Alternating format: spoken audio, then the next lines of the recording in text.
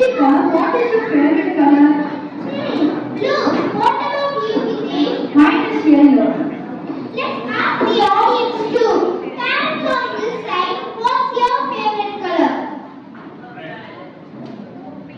And friends on the other side, what about you?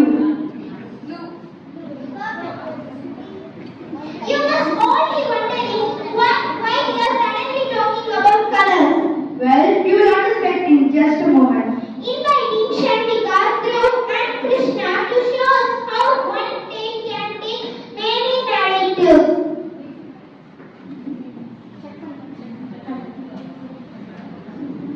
The small thing for the bigger mistakes at time. An old photograph and broken toy or maybe just quiet little one that has not worked in years. But we won't think much about them. But what if they could take us somewhere? Not in space, but in time. Krishna and Dhruv didn't expect unusual that day. It was just a war. They were just trying to fix it. When they turned and died backward, something strange happened. Let's hear their story. I was just trying to fix my old watch. When I turned a little late backward, something happened strange. I wasn't in the room anymore. I was sitting in a dry ground surrounded by people resting under steam. They stared at me without speaking. One of them gave me 2 stones and pointed a pile of sticks. My hands trembled as I copied their movement, scratching the stone together. I tried speaking, but no one understood. What if I never get back? What if this is where I stay? Finally, I made a little spark.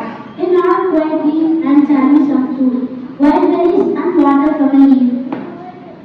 That night, we all sat around the fire. They were calm,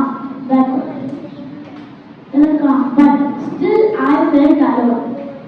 There was no one to talk to, no light, no book, and no comfort, except free light and shadows.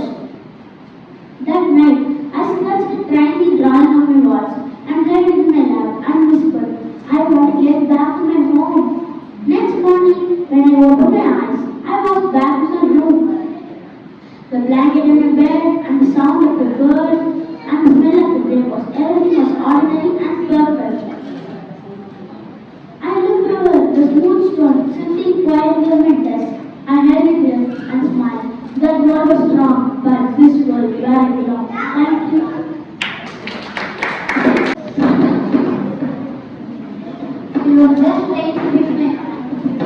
I was just trying to fix my old watch. But when I turned the small red forward, something strange happened. I was in the same city. Everything was green and silver. There were no roads, long smooth walkways, no people walking. Everyone could quiet thoughts. Eyes focused on glowing screens in front of their faces. I tried to talk to someone, but they didn't hear me. They were all connected violently, silently. I found a large building with a word lights up, blinking over the entrance. Inside I saw rows of people sitting around in perfect rooms, living virtual lives. They had families, adventures only on their screens. A person asked me, would you like to stay here, where everything is easier? And I stood still. Everything is easier, no pain, no awkward moments, no failure. You will live a perfect life without ever leaving your room. But also no mess, no noise, no hum, and no surprise. And I looked at my old watch and started thinking again. And next morning I was back in my room. The blanket on my bed, the sound of the birds outside, the smell of the breakfast, everything was ordinary and perfect. I smiled. It's not perfect, it's real, and that's enough.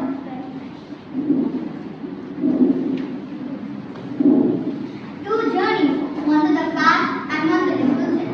Krishna, he went back to time and served next community and society and learning the hard way. He came back with a new appreciation for the life he used to. You stepped into